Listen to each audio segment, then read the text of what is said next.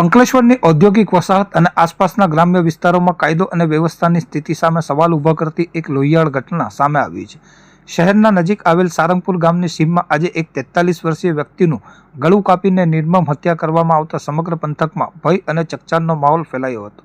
આ ઘટનાની વિગત મુજબ સારંગપુરની સીમમાં મુન્ના લક્ષ્મણ પાલ નામના 43 વર્ષીય પ્રૌઢની રક્તરંજિત હાલતમાં લાશ મળી આવી હતી. પ્રાથમિક તપાસમાં જાણવા મળ્યું છે કે કોઈ અજાણ્યા શખ્સોએ રાત્રિના અથવા વહેલી સવારના સમયે કોઈ અત્યંત તીક્ષ્ણ હથિયાર વડે ગળાના ભાગે જીવલેણ ઘા ઝીકી મુન્ના પાલને મોતને ઘાટ ઉતારી દીધો હતો. ઘટનાની જાણ થતાં જ આસપાસના રહીશોમાં ફફડાટ વ્યાપી ગયો હતો અને લોકોના ટોળે ઘટના સ્થળે ઉમટી પડ્યા હતા.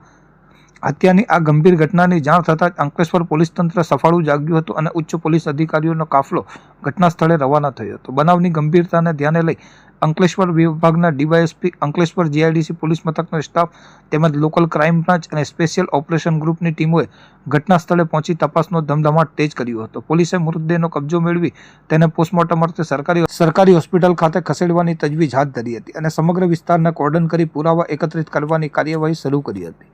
ગુનાના મૂળ સુધી પહોંચવા અને હત્યારાઓનો સગડ મેળવવા માટે પોલીસ દ્વારા વૈજ્ઞાનિક પદ્ધતિનો સહારો લેવામાં આવી રહ્યો છે. ઘટના સ્થળે ફોરેન્સિક સાયન્સ લેબોરેટરીની ટીમ અને ડોગ સ્ક્વોડને પણ બોલાવવામાં આવી હતી, જેમના દ્વારા સ્થળ પરથી મળેલ મહત્વના નમૂનાઓ અને નિશાનીઓની તપાસ કરવામાં આવી રહી છે. હાલમાં પોલીસ દ્વારા અલગ અલગ ટીમો બનાવીને શંકાસ્પદ વ્યક્તિઓની પૂછપરછ કરવામાં આવી છે. તેમજ હત્યા પાછળ કોઈ અંગત અદાવત કે લૂંટનો ઈરાદો હતો તે દિશામાં પણ તપાસ લંબાવવામાં આવી છે.